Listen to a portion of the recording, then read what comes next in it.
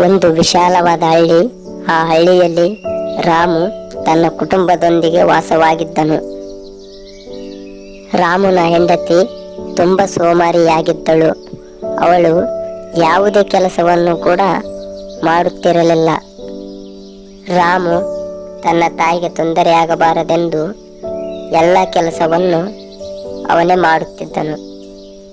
ಅವನ ಹೆಂಡತಿ ಯಾವುದೇ ಕೆಲಸವನ್ನು ಕೂಡ ಮಾಡುತ್ತಿರಲಿಲ್ಲ. ಅಮ್ಮ, ನಾನು ಹೊಲಕ್ಕೆ ಹೋಗಿ ಬರ್ತೇನೆ. ಆದಷ್ಟು ಬೇಗ ಬುತ್ತಿಯನ್ನು ತೆಗೆದುಕೊಂಡು ಬಾ. ಆಯ್ತಪ್ಪ, ಬುತ್ತಿಯನ್ನು ತೆಗೆದುಕೊಂಡು ಬರುತ್ತೇನೆ. ಸ್ವಲ್ಪ ನಿನ್ನ ಹೆಂಡತಿಗೂ ಹೇಳು ಕೆಲಸ ಮಾಡಲು. ನಾನೊಬ್ಬಳೇ ಎಷ್ಟಂತ ಮಾಡಲಿ ಎಂದು ಹೇಳಿ ರಾಮು ಹೊರಟು ಹೋದನು.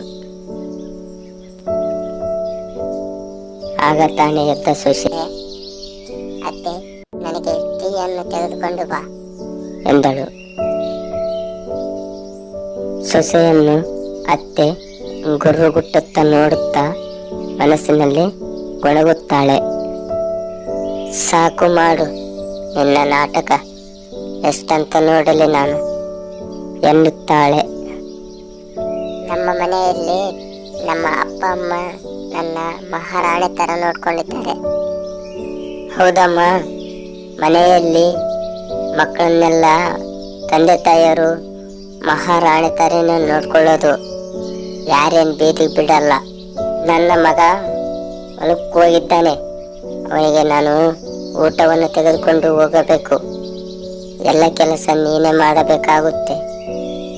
ನನಗೆ ಕೆಲಸ ಮಾಡಲು ಆಗಲ್ಲ, ಬೇಕಿದ್ದರೆ ನೀನೇ ಕೆಲಸ ಮಾಡು. ನನಗೆ ದೇವರು ಬರುತ್ತದೆ ಕೆಲಸ ಮಾಡಿದರೆ ಎಂದು ಅತ್ತೆಯನ್ನು ಸೊಸೆ ಗಾತರಿಸುತ್ತಾಳೆ. ಆಯ್ತು, ನೀನೇ ಮಹಾರಾಣಿ ತರಿ ಕುಳಿತುಕೋ. ನಾನು ಊಟ ಮಾಡಿ ನನ್ನ ಮಗನಿಗೆ ಬುತ್ತಿಯನ್ನು ಒಯ್ಯುತ್ತೇನೆ ಎಂದು ಸೊಸೆಗೆ ರಾಮುವಿನ ತಾಯಿ ಹೇಳುತ್ತಾಳೆ. ನಾನು ಈ ಮನೆಗೆ ಮಹಾರಾಣಿಯಾಗಿದ್ದೇನೆ, ನಾನೇ ತಕ್ಕೆ ಕೆಲಸ ಮಾಡಲಿ ಎಂದು ರಾಮುವಿನ ಹೆಂಡತಿ ಅವರ ಅತ್ತೆಗೆ ಹೀಗೆ ಹೇಳುತ್ತಾಳೆ. ರಾಮುವಿನ ತಾಯಿ ಬುತ್ತಿಯನ್ನು ತೆಗೆದುಕೊಂಡು ಹೊಲಕ್ಕೆ ಹೋಗುತ್ತಾಳೆ.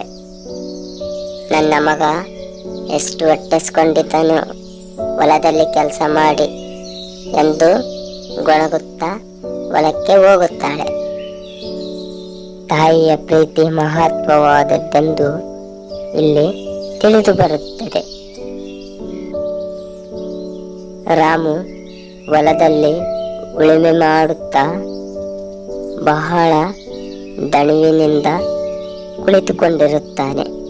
ಅಯ್ಯೋ, ಇವತ್ತು ಬಹಳ ಸುಸ್ತಾಗಿದೆ, ಬಹಳ ದಣಿವಾಗಿದೆ. ನನಗೆ ಕೆಲಸ ಮಾಡಲು ಆಗುತ್ತಿಲ್ಲ, ಏನ್ ಮಾಡಲಿ ಎಂದುಕೊಂಡು ರಾಮು ಮರದ ಕೆಳಗೆ ಕುಳಿತುಕೊಂಡಿರುತ್ತಾನೆ. ಇದನ್ನು ಕಂಡು ತಾಯಿ ಬಹಳ ದುಃಖ ಪಡುತ್ತಾಳೆ.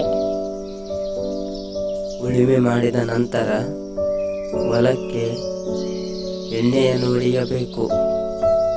ಇದೊಂದು ಇನ್ನೂ ಕೆಲಸ ಬಾಕಿ ಇದೆ ಎಂದುಕೊಂಡು ರಾಮು ಮತ್ತೆ ಹೊಲದಲ್ಲಿ ಎಣ್ಣೆ ಹೊಡೆಯಲು ಸ್ಟಾರ್ಟ್ ಮಾಡುತ್ತಾನೆ.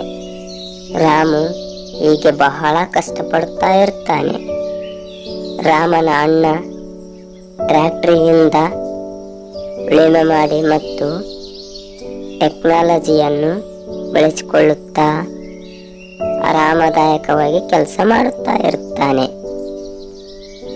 ಅಯ್ಯೋ, ಈ ಟ್ರ್ಯಾಕ್ಟರ್ ಅನ್ನು ತೆಗೆದುಕೊಂಡು ನನಗೆ ಕೆಲಸ ಮಾಡಲು ಬಹಳ ಸುಲಭವಾಗಿದೆ ಮತ್ತು ಸುಖಮಯವಾಗಿದೆ ಎಂದು ರಾಮುವಿನ ಅಣ್ಣ ಅಂದುಕೊಳ್ಳುತ್ತಾನೆ. ಈ ಸಲ ಫಸಲನ್ನು ನಾನು ಸಿಟಿಯಲ್ಲಿ ಮಾರುತ್ತೇನೆ, ಯಾಕಂದರೆ ನನ್ನ ಹತ್ರ ಟ್ರ್ಯಾಕ್ಟರ್ ಇದೆ. ಟ್ರ್ಯಾಕ್ಟರಿಗೆ ಲೋಡ್ ಮಾಡಿಕೊಂಡು ನಾನು ಸಿಟಿ ಹತ್ರ ಮಾರುತ್ತೇನೆ, ಅಧಿಕ ಲಾಭ ಬರುತ್ತದೆ ಎಂದು ರಾಮುವಿನ ಅಣ್ಣ ಅಂದುಕೊಳ್ತಾ ಇರ್ತಾನೆ. ಎಂದುಕೊಂಡು ರಾಮುವಿನ ಅಣ್ಣ ಉಳಿದ ಭತ್ತವನ್ನೆಲ್ಲ ಟ್ರ್ಯಾಕ್ಟರ್ಗೆ ಲೋಡ್ ಮಾಡಿಕೊಂಡು ಒಬ್ಬ ಶೆಟ್ಟಿ ಹತ್ತಿರ ಮಾರಲು ಹೊರಡುತ್ತಾನೆ. ಶೆಟ್ಟಿ ಬೇರೆಯವರ ಕೂಲಿ ಹತ್ತಿರ ಮಾತಾಡುತ್ತಾ ನಿಂತಿರುತ್ತಾನೆ. ಆಗ ರಾಮು, ನಮಸ್ಕಾರ ಸಾಹುಕಾರ್ರೆ, ನಾನು ರಾಮುವಿನ ಅಣ್ಣ. ಭತ್ತವನ್ನೆಲ್ಲ ನಿಮ್ಮ ಬಳಿ ಮಾರಲು ತಂದಿದ್ದೇನೆ. ಸಾಹುಕಾರ, ಯಾರು ನೀನು? ರಾಮು ಯಾರು? ನನಗೆ ಗೊತ್ತಿಲ್ಲ ಎಂದು ಕೇಳಿದನು. ರಾಮು ನನ್ನ ತಮ್ಮ. ಒಂದೊಂದು ಕಾಲದಲ್ಲಿ ನಿನ್ನ ಹತ್ತಿರ ಕೆಲಸಕ್ಕೆ ಇದ್ದನು. ನಾನು ಅವರ ಅಣ್ಣ. ಓ, ಆಯ್ತು, ಸರಿ. ರಾಮುವಿನ ಅಣ್ಣನೇ, ಬಹಳ ಸಂತೋಷವಾಯಿತು. ಭತ್ತದ ಚೀಲವನ್ನು ಅಲ್ಲಿ ಇಳಿಸಿ ಏನೇ ದುಡ್ಡು ತೆಗೆದುಕೊಂಡು ಹೋಗು ಎಂದು ಸಾಹುಕಾರ ಹೇಳಿದನು. ಆಯಿತು ಸಾಹುಕಾರ್ರೆ, ಭತ್ತದ ಚೀಲಗಳನ್ನೆಲ್ಲ ಗೌಡಾನಿನಲ್ಲಿ ಹಾಕಿ ನಾನು ಹೊರಡುತ್ತೇನೆ ಎಂದು ರಾಮುವಿನ ಅಣ್ಣ ಹೇಳಿದನು. ಸಾಹುಕಾರ ಹೇಳಿದಂತೆ ರಾಮುವಿನ ಅಣ್ಣ ಭತ್ತದ ಚೀಲಗಳನ್ನೆಲ್ಲ ಗೌಡನಿನಲ್ಲಿ ಹಾಕಿ ಖುಷಿಯಿಂದ ಊರಿಗೆ ಹೊರಟನು. ಪ್ರತಿ ವರ್ಷದಂತೆ ನನಗೆ ಈ ವರ್ಷ ಅಧಿಕ ಲಾಭವಾಗಿದೆ.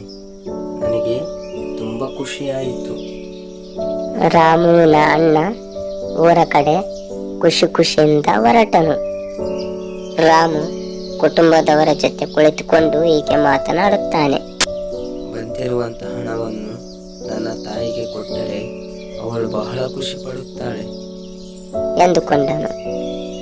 ಬಂದಿರುವಂತಹ ದುಡ್ಡನ್ನು ರಾಮುವಿನ ಅಣ್ಣ ತನ್ನ ತಾಯಿಗೆ ಕೊಟ್ಟನು.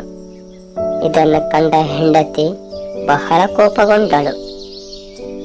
ಗಂಡನತ್ತರ ಜಗಳವನ್ನು ತೆಗೆಯುತ್ತಾಳೆ.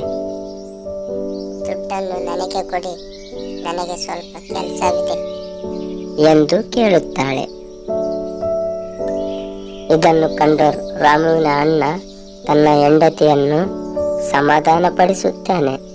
ಮುಂದಿನ ವರ್ಷ ಭತ್ತವನ್ನು ನಾನು ಮಾರಿದರೆ ಆ ಹಣವನ್ನು ನಿನಗೆ ತಂದು ಕೊಡುತ್ತೇನೆ ಎಂದು ತನ್ನ ಹೆಂಡತಿಗೆ ಹೇಳುತ್ತಾನೆ. ಸ್ವಲ್ಪ ಮಟ್ಟಿಗೆ ರಾಮುವಿನ ಅಣ್ಣನ ಹೆಂಡತಿ ಸಮಾಧಾನವಾಗುತ್ತಾಳೆ. ಹೀಗೆ ಖುಷಿಯಿಂದ ಎಲ್ಲರೂ ಸಂತೋಷವಾಗಿ ಇರುತ್ತಾರೆ.